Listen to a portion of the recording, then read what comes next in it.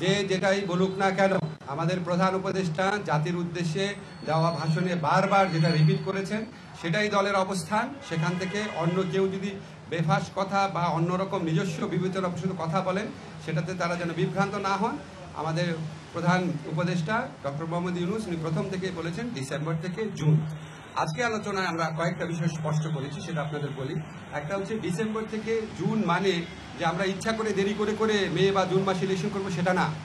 December থেকে June মানে হচ্ছে ডিসেম্বর থেকে জুনের মধ্যে যত তাড়াতাড়ি সম্ভব।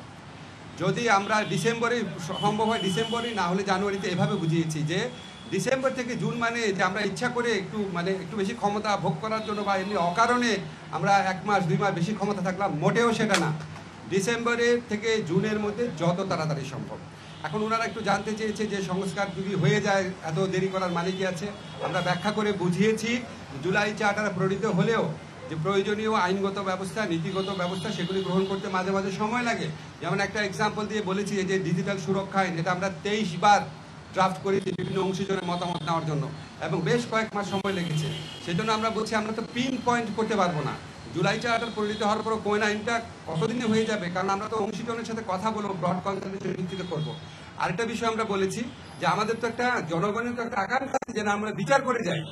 আজকে বাংলাদেশে এত হাজারের বেশি তরুণ জীবন দিয়েছে, আর প্রায় 50-60 হাজার মানুষ আপনার শারীরিকভাবে পার্মানেন্টলি ক্ষতিগ্রস্ত হয়েছে, চোখ হারিয়েছে। তাদের যে বিচারের যে দাবি, এটা তো এই গণ অভ্যুত্থানের অন্যতম প্রধান আকাঙ্ক্ষা আছে।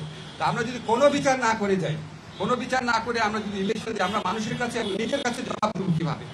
ফলে শুধু ইলেকশনটা সংস্কার, নির্বাচন, ইলেকশনের ব্যাপারটা সংস্কার, বিচার এবং আমাদের সরকারের গৃহীত কিছু পদক্ষেপের উপর নির্ভর করে। এই জন্যই ডিসেম্বর থেকে জুন টাইমলাইনটা বলা হয়। কিন্তু আমরা ক্যাটাগরিক্যালি বলেছি এটা কোনোভাবেই জুনের বেশি যাবে না, যে যে কথাই বলুক না কেন। এটা প্রধান উপদেষ্টার অঙ্গীকার পুরা জাতির প্রতি, রিপিটেডলি উনি বলেছেন কোনো অবস্থাতেই জুন অতিক্রম করা হবে না।